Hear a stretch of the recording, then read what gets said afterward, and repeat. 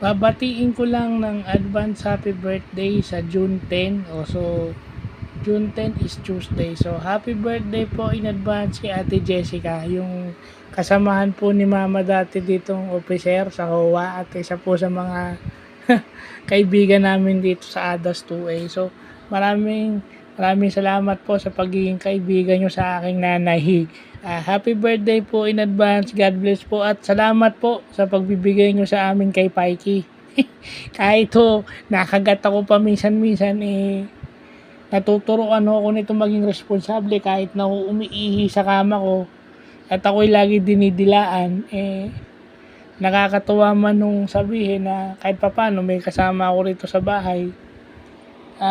Nasan ba siya? Nandun siya sa labas, natutulog kasi malamig. So, happy birthday po in advance. Ako na rin po ang babati sa inyo galing kay Pikey dahil sigurado ko maaalala niya kung sino kayo. So, happy birthday po in advance and God bless po.